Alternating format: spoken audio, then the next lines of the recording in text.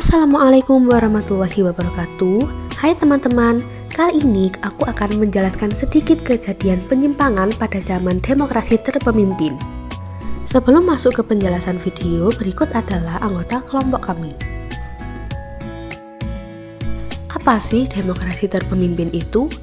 Hasil dari analisis kelompok kami, demokrasi terpemimpin adalah masa pemerintahan Presiden Soekarno yang berlangsung dari tahun 1959 sampai dengan tahun 1965. Masa ini ditandai dengan keluarnya dekret Presiden pada 5 Juli 1959.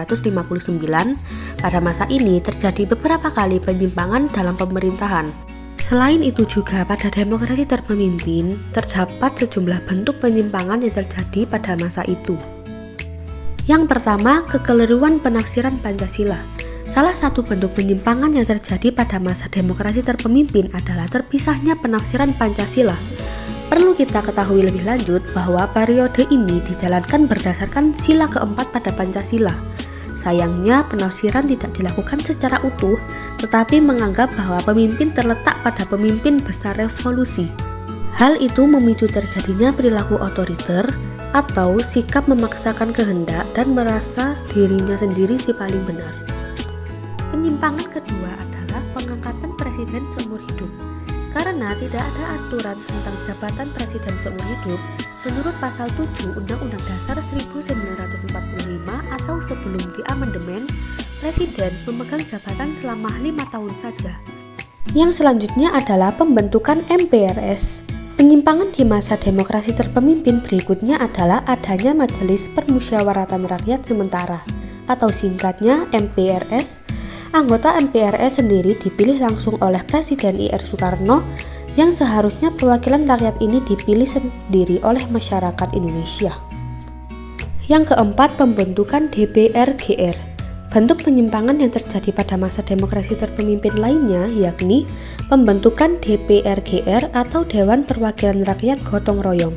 Jabatan tersebut hanya mempunyai peran sebagai instrumen politik bagi lembaga kepresidenan, dan di sisi lain, lembaga legislatif mempunyai peran yang cenderung lemah.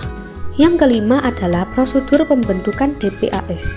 Karena lembaga ini anggotanya ditunjuk oleh presiden dan diketuai oleh presiden sendiri.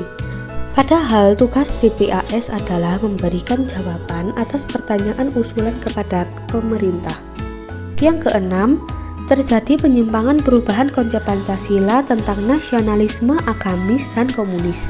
Nasakom adalah konsep politik yang digagaskan oleh Insinyur Soekarno untuk menyatukan perbedaan gagasan politik. Partai yang dibentuk dari konsep politik ini dibagi menjadi 3 jenis, yaitu antara lain PNI yang berlandaskan nasionalisme, Masyumi dan NU yang berlandaskan agama, Partai Komunikasi Indonesia atau PKI yang berlandaskan komunisme. Yang terakhir adalah pergeseran makna demokrasi terpemimpin. Bentuk penyimpangan yang terjadi pada masa demokrasi terpimpin selanjutnya adalah bergesernya makna demokrasi terpimpin.